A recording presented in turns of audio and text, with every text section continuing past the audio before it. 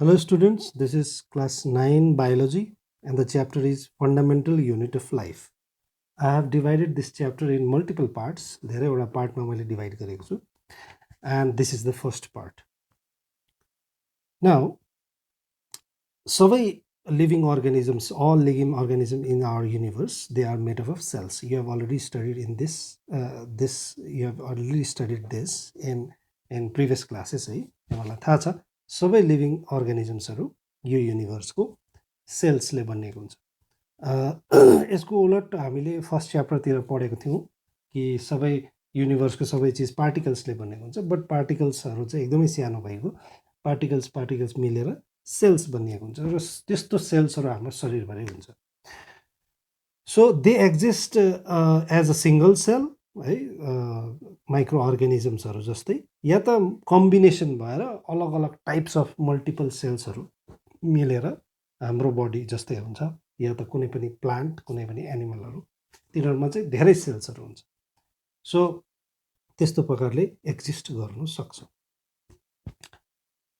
उहिले साइन्टिस्टहरूले बिस्तारै चाल पायो कि है कुनै पनि सेलहरू कुनै पनि अर्गानिजमहरू सानो सेलले बनिएको हुँदो रहेछ भनेर चाल पायो उनीहरूको साइन्टिस्टहरूको नाम कुन चाहिँ सालमा चाल पायो र के चाल पायो भनेर मैले यहाँ दिएको छु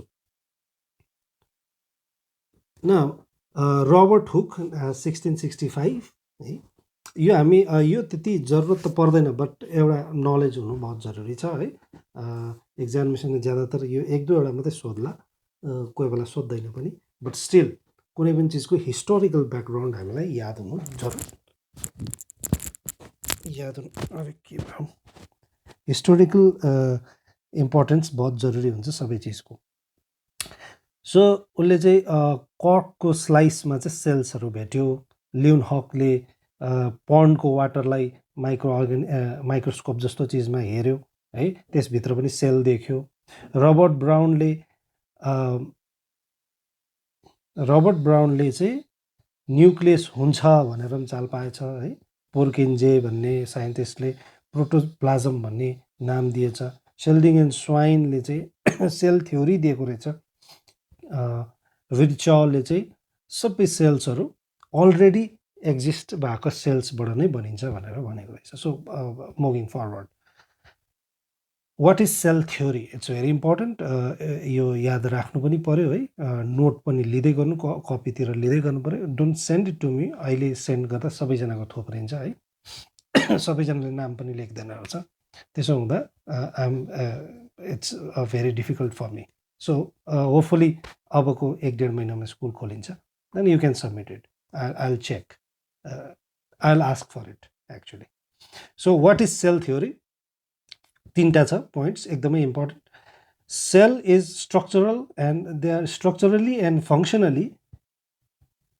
सबसे सानो भन्नु मतलब चाहिँ हेर्दाखेरि पनि र काम गर्दाखेरि पनि सबसे सानो चिज हो कुनै पनि लिभिङ अर्गानिजम सबै living organisms are made up of cells सबै लिभिङ अर्गानिजमहरू सेलले बनिएको हुन्छ र कुनै पनि सेल चाहिँ पहिला एउटा सेल हुनु पर्यो त्यसबाट नै बनिन्छ पहिला चाहिँ एउटा प्लास्टिक छ भने त्यो प्लास्टिकबाट सेल बनिँदैन पहिला एउटा सेल भएको हुनु पर्यो त्यहाँदेखि मात्रै नयाँ सेल बनिनु सक्छ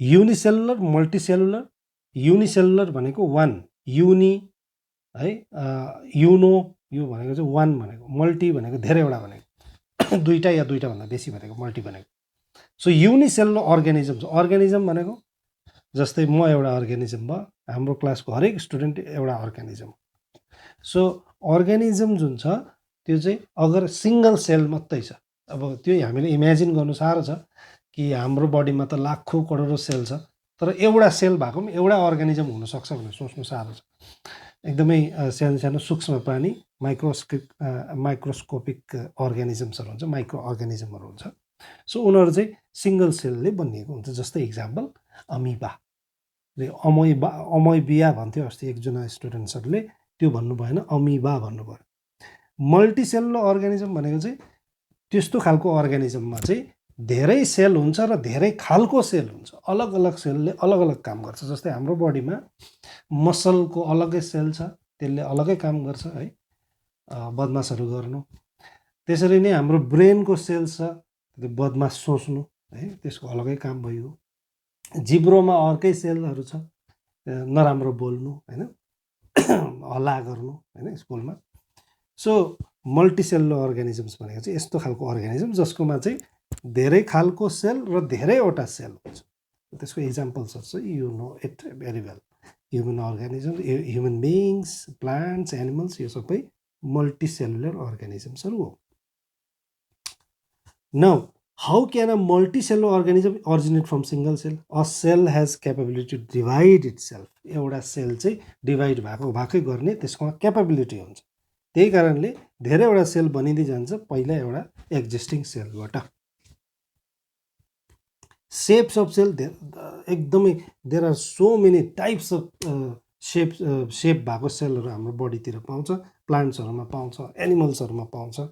so cells are capable of changing their shapes also. So कतिवटा एनिमल्सहरूमा या त हामीमै सेप पनि चेन्ज हुनसक्छ त्यो सेल्सहरूको। सो वाइट ब्लड सेलहरू पनि जब हाम्रोमा इन्फेक्सन भयो भने त्यति बेला फाइट गर्दाखेरि त्यसको सेपहरू चेन्ज हुन्छ। अमिबा पनि क्लास 7मा पढेको होला, अमिबाले एउटा हात जस्तो दुईवटा निकाल्छ, स्युडोपोडिया, र त्यसरी त्यसमा चेन्ज आउँछ।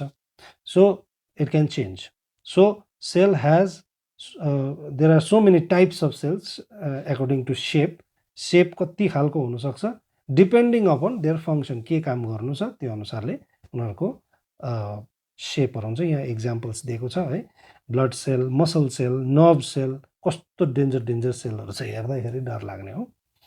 So there are different shaped and sizes of sales.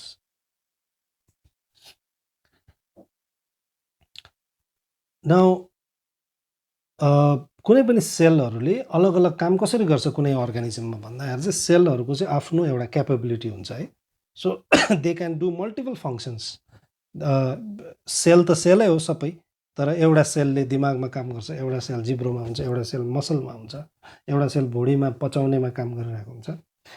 But most important thing is सेलकोमा चाहिँ सेलभन्दा पनि सानो चिजहरू हुन्छ, उनीहरूको भित्र अर्गानेल्सहरू हुन्छ, र त्यो अर्गानेल्सहरू चाहिँ अलग अलग फङ्सनहरू काम गर्न सक्छ। र सेलभित्र धेरैवटा काम भइरहेको हुन्छ। एउटा सेल आफै नै फङ्सनली एउटा अलगै युनिट हो। जस्तै एउटा स्कुल अलग्गै काम गरिरहेको हुन्छ, तर साउथ सिक्किममा धेरैवटा स्कुल छ, त्यो धेरैवटा स्कुल सबै त्यस्तै खालको काम गरिरहेको हुन्छ, र स्टेट भरिमा धेरैवटा स्कुलहरू, धेरैवटा डिस्ट्रिक्टहरू, 4वटा डिस्ट्रिक्ट छ। त्यस्तै प्रकारले एउटा सेल अलगै काम गरिरहेको हुन्छ, तर त्यस्तै हजारवटा सेल एकसाथ बसेर मसलको काम गरिरहेको हुन्छ। त्यस्तो मसलहरू अलग अलग बडी भरिमा हुन्छ, अलग अलग काम गरिरहेको हुन्छ। त्यसरी हामी बढ्दै जान्छौँ। सो अर्गानेल्स भनेको चाहिँ सेलभित्रको सानो सानो सब सेल्स भनेको जस्तै, त्यसलाई चाहिँ हामीले अर्गानेल्स भन्छौँ यहाँदेखि उता। So subsequent videos there I'll be explaining those organelles also. So organelles allows a cell to perform several kind of activities. So त्यो organelles ले चाहिँ actually मेन काम गरिरहेको हुन्छ र हेल्प गर्छ सेललाई, इन टर्न त्यो अर्गानिजम्सलाई पनि। So this is an structure and components of cell के हुन्छ यहाँनिर लगाइएको छ। प्लान्ट सेल अलग्गै, एनिमल सेल अलग्गै। Now you can pause the video and you can note it down.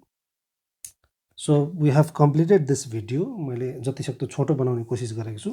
There are multiple videos, most probably 6 parts in this chapter. So see you in that part. Hope you understood.